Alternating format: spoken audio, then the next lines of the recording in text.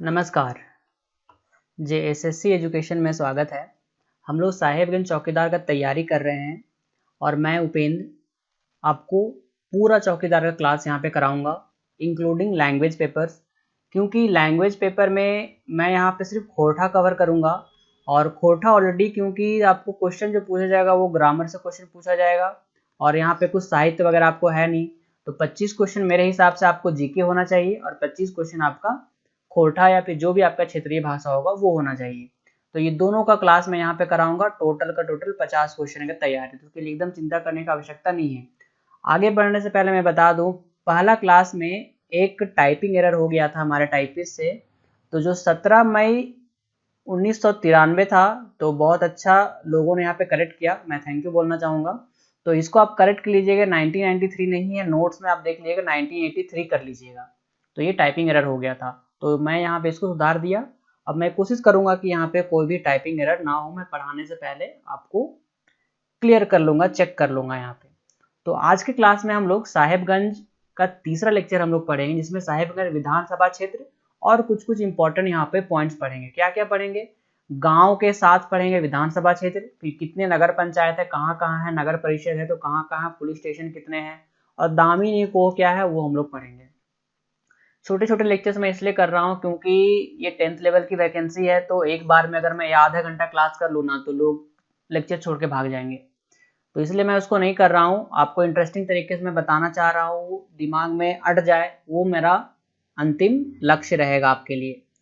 तो चलिए शुरुआत करते हैं। इससे पहले टोटल 3 लेक्चर अपलोड हो चुके हैं, जिसमें से मैंने पहला स्ट्रैटेजी बताया था, उसके बाद साहेबगंज का एक बेसिक इंट्रोडक्शन और साहेबगंज का भौगोलिक परिचय बताया था। ये दोनों से क्वेश्चन कंफर्म रहेंगे।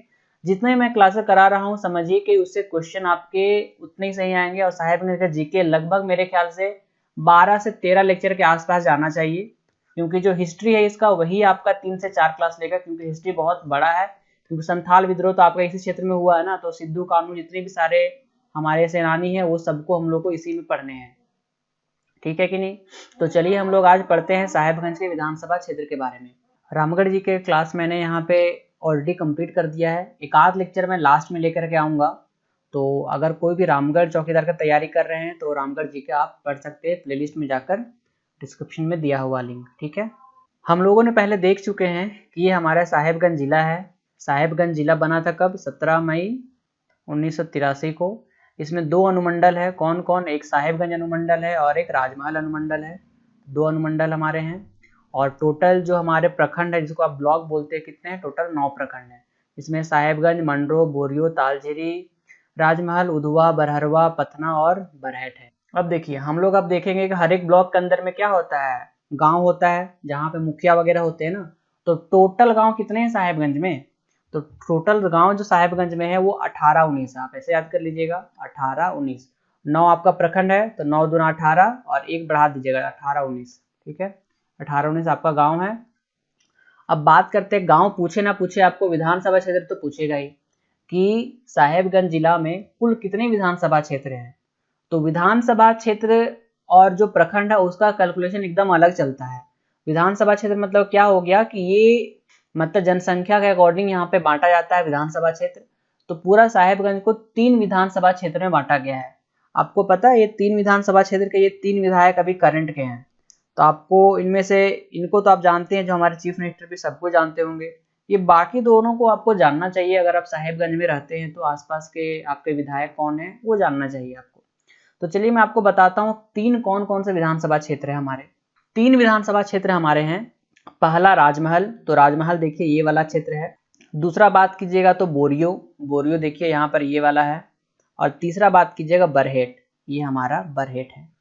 तो क्या हुआ था, जब 5वां विधानसभा चुनाव हुआ था ना हमारा झारखंड का, उसमें जो हेमंत सोरेन जो थे वो 2 जगह से नामांकन पत्र भरे थे। आप भी भर सकते हैं नामांकन पत्र, बरहेट से भी भरे थे और दुमका से भी भरे थे। और लकीली देखिए ये दोनों जगह से जीत जाते हैं। तो लकीली जब जीत जाते हैं तो आपको पता है कि कोई भी एक विधायक 2 जगह से विधायक नहीं रह सकता है। तो फिर ये क्या किए थे, दुमका से अपना विधानसभा सीट को छोड़ दिए थे, जिसके बाद में उपचुनाव हुआ था। उपचुनाव में इसके जो भाई हैं बसंत सोरेन, वो वहां से जीत गए थे।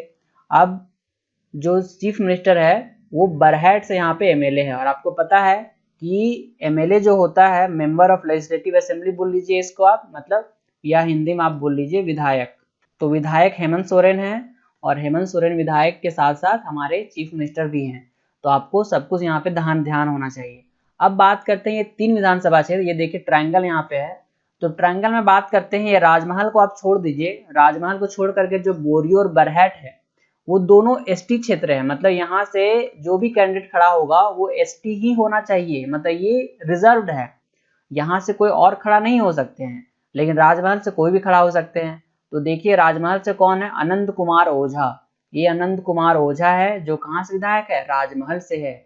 और ये बरहट तो आपको याद होना चाहिए, कोई दिक्कत नहीं है। और फिर बोरियो से कौन है, बोरियो से है लोबिन हेम्ब्रोम, ये लोबिन हेम्ब्रोम है।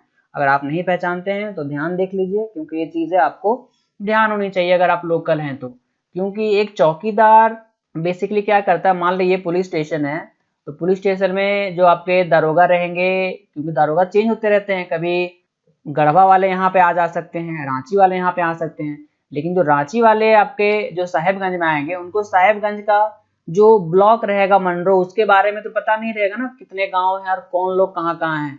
तो चौकीदार का नियुक्ति इसलिए किया जाता है क्योंकि उसको अपने गांव के बारे में अच्छी जानकारी होती है कि अच्छा फलना आदमी है, वो अच्छा काम करता है, फलना आदमी जो है उसका बिजनेस है, 4 गो गाड़ी है, फलना ठिकना ये होता है।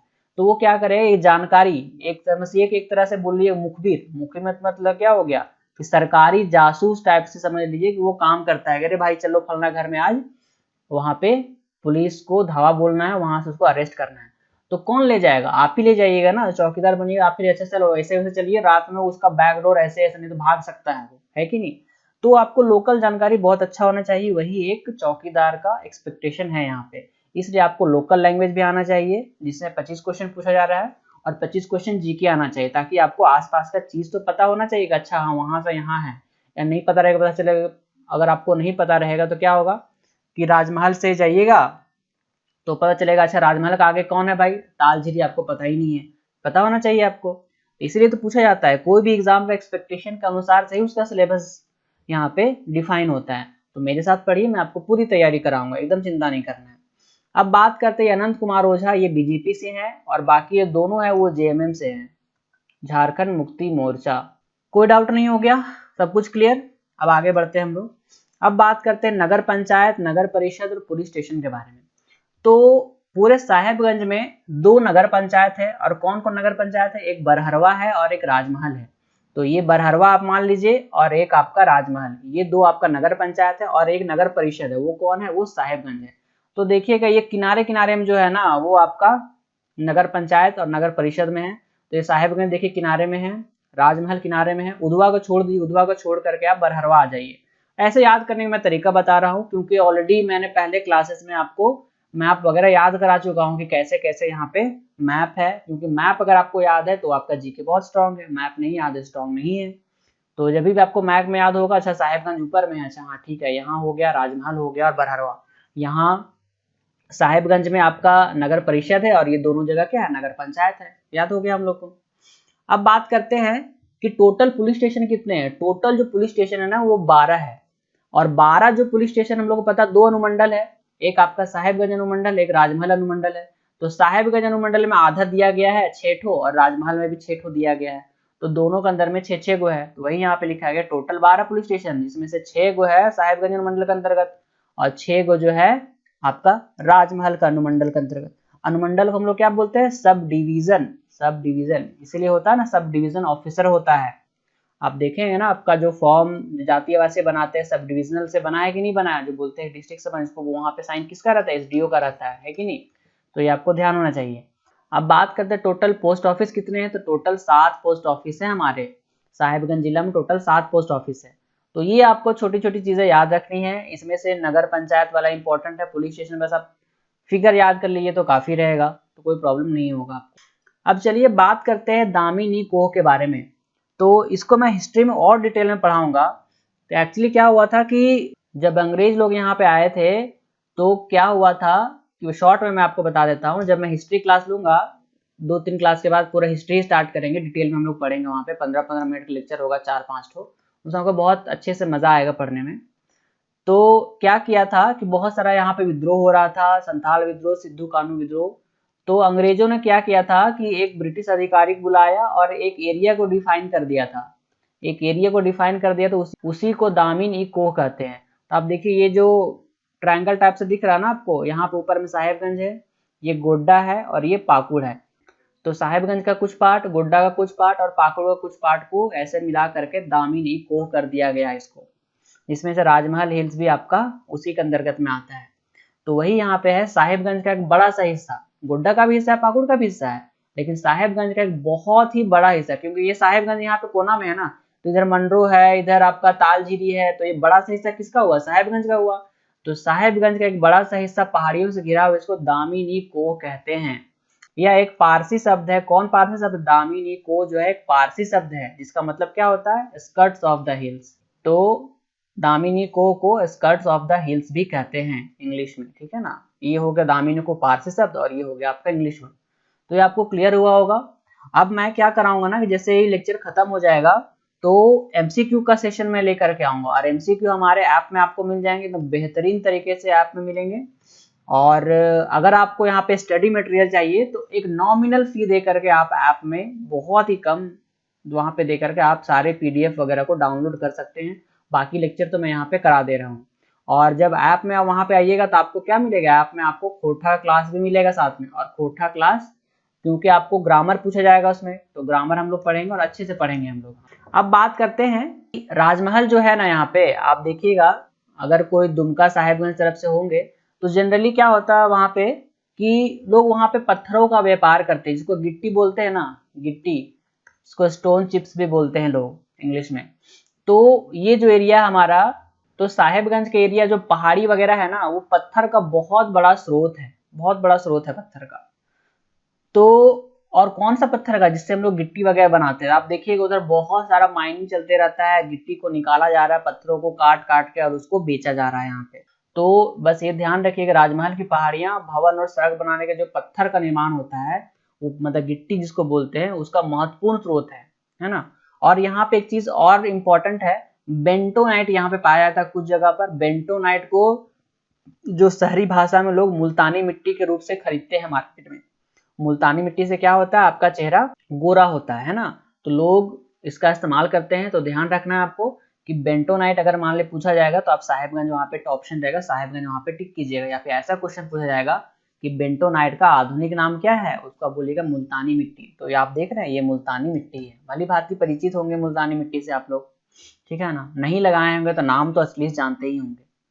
साहेबगंज जिले के अधिकांश जो बिजली का आपूर्ति होता है, जो साहेबगंज जिला में बल्ब जलाते हैं आप लोग, वो बिजली कहाँ से आता है, उसका मैक्सिमम पार्ट जो होता है एनटीपीसी कहलगांव, जिसको सुपर थर्मल पावर स्टेशन ही बोलते हैं। ये है कहलगांव का सुपर थर्मल पावर स्टेशन, इसको एनटीपीसी चलाता है। तो आप देखिए यहाँ पे, और ये कहलगांव कहाँ है, कहलगांव ये बिहार में है ना, बिहार, भागलपुर। तो अब बात करते हैं, एनटीपीसी यहाँ पर है, ये आप देख रहे हो यहाँ पे एनटीपीसी यहाँ पर है। और ये आपका साहेबगंज वाला एरिया है ना, देखिए मिर्जा चौकी है, मंडरो है। तो ये पूरा का पूरा जो आपका इलेक्ट्रिसिटी आता है मैक्सिमम, वो आपका कहलगांव वाला एरिया से ही आता है, ठीक है कि नहीं। तो आपको क्लियर हुआ होगा। तो मैं काफ़ी डिटेल में आपको चैप्टर्स पढ़ा रहा हूँ ताकि एग्जाम में क्वेश्चंस ना छूटे, क्योंकि कुछ ऐसे लोग होंगे जो एक्सपीरियंस के आधार पर मार्क्स उनको मिलेगा। अगर 1 साल रहेगा तो 2 मार्क्स उनको ऑलरेडी मिल जाएगा, लेकिन आपको 2 मार्क्स के लिए आपको 2 क्वेश्चन सही करने पड़ेंगे। इसलिए मैं आपको डीप स्टडी करा रहा हूँ, और आप बहुत अच्छे से डीप स्टडी कीजिए, कोई दिक्कत नहीं आएगा।